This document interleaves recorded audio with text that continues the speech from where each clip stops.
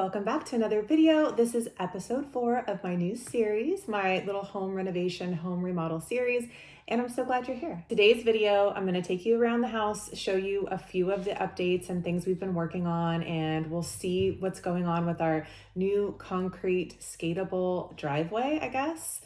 I'm not really sure what to call it. It is a driveway, but it's not the entire driveway. It's a really, really large space. So if this is your first video, I'm going to link episode 1, 2, and 3 for you guys down below, plus my property tour so you can kind of catch up. About 2 years ago, I made a video and I talked about how we found this property. I talked about basically everything that went into getting this property. Now, I thought it would be fun to just like rewind a little bit and talk to you guys about the very first projects we did here and just give you a little backstory. So we purchased the home in 2019. Now, I want to say that like during that time, things were expensive, but they obviously aren't as expensive as they are now. I feel like things have just really skyrocketed and it's definitely not a buyer's market right now. It's very expensive, especially in California.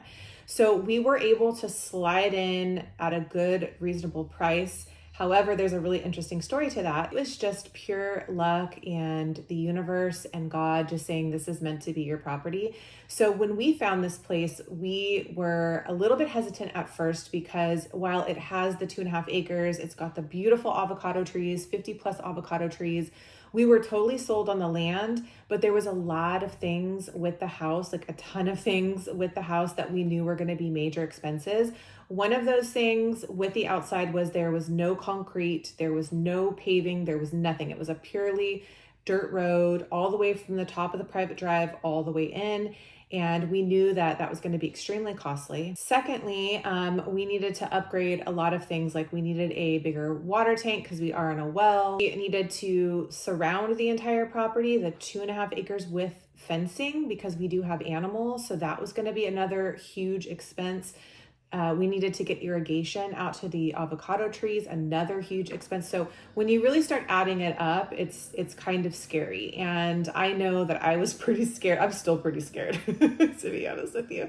It's a scary jump. It's a scary leap. So let me rewind a little bit. So we actually made an offer on the house and we thought there is no way we are going to get this house because we actually made an offer that was $50,000 less than the asking price.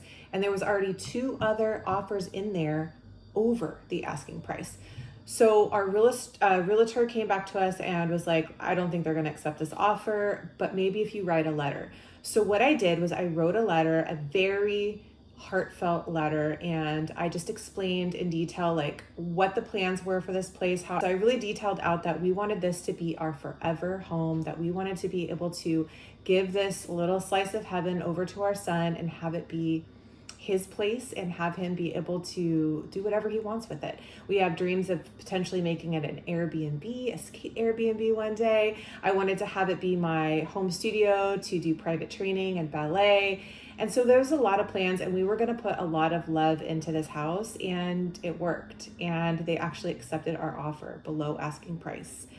So yeah, I definitely think it was luck. It was meant to be our home. So I always think about that when things get tough or challenging with this remodel. And it's been 4 years that we've been really just chipping away at it, I always think about that day because I really do truly feel that we are meant to be in this spot and I'm not going to give up. We're not going to give up. We're going to keep doing our best little by little.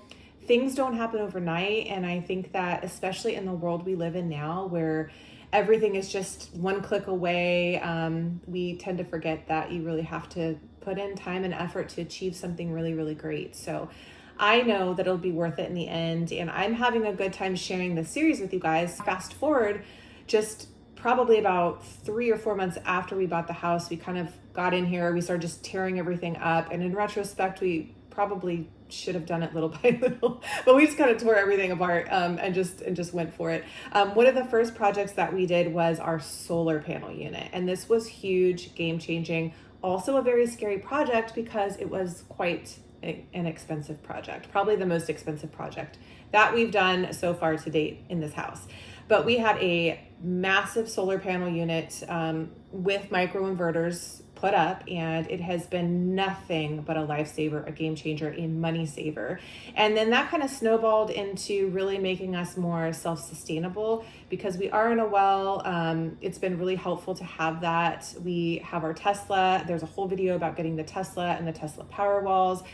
Each month we are getting so many credits back from PG&E. They don't actually give it to you, but you have, I think last month we had like $700 or something crazy like that, just basically in over generating all of that solar. So it's been great. I will link that video also where I go more in depth and kind of walk you around and show you everything. But I just wanted to kind of give you guys that little brief. So that was the first project that we did here. The second project we did was we painted the house. So it was like this kind of like faded blue color.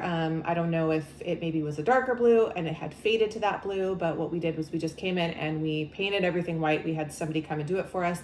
And so we had the solar panels, the house painted. And then the third and fourth project was we upgraded our water tank in 2020 and we built the home studio. So those two things kind of went together because they're connected. They're like down in the same little spot. We built a big deck out there. So yeah, after we did all of that, we kind of took like a little break and we're just doing little things inside and like saving money and then kind of planning to see what we were going to do next. So anyways, I hope that that was a fun little story time for you guys.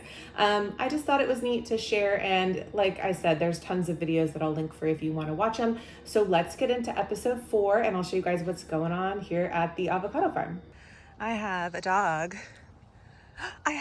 who is getting so dirty, but is getting so excited, right? Are you so excited? Oh, did you see a bird? Are you excited, girl? Because she's gonna have this huge space to lay and play, even though she has a full 2.5 acres to run and play. But she loves to just lay out here and sunbathe. I'm excited. I hope you guys are excited. I hope you're enjoying this. Let's get in to the day. All right, little recap from yesterday. So this is the before pantry. I think it really shows you how dark it was before when you see it in comparison to what we did. So this is the after. Now I realize some of you guys already saw this and some of you guys are probably newer to the channel. So I'm just doing like a little recap, but this was not here. We built this space. I talked about it in episode 3 and we built the space because we're getting ready to do a complete remodel of the kitchen and we just needed a place to put our stuff so that we can be comfortable. If you're going through this too, you know that you just need to have spaces you can go and retreat to when you just feel overwhelmed because it can be truly overwhelming sometimes. And then this is what the living room looked like. So I haven't showed you guys the living room. Everything's kind of temporary right now because we're not sure about the floors. We put in some dark like laminate flooring just to make ourselves kind of comfortable while we're going through the remodel. And then I painted everything. Well, I didn't. We had someone paint everything white. I added that little blue color behind there just to give it like a coastal feel. We have this amazing wood burning stove. And it works great. It's actually the only heating unit. We don't have cooling or heating in the house, but we really don't need it. It doesn't get that cold. And then over here, my husband actually just built this new wall. So we're enclosing this area to make it a little more cozy. We moved our TV over here temporarily, but I feel like for the past 4 years, we're like, everything's temporary. And then over here, we're working on building a wall and we're gonna put a barn door. So I will keep you guys updated on all of this stuff as well as the kitchen. Nothing too exciting is happening outside right now. Just a little update. It's all still the dirt work right now and then putting down the forms. I have a feeling we're going to turn a corner probably by midpoint of next week. The crazy thing is we're expecting some rain. So I know that that's going to be nuts because all of this is going to turn into mud. So yeah, prayers. My husband's out here moving the base rock and spreading it out. We've had so many deliveries of base over the past 4 years. It's insane.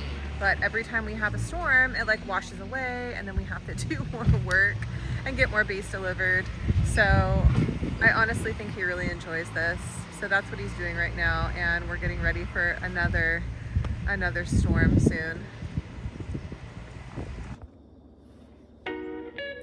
What do we think of this angle? I don't want to put my tripod or my Pop-Tart box back up. Thank you guys for joining me. I love you so much, and I'll see you in my next episode.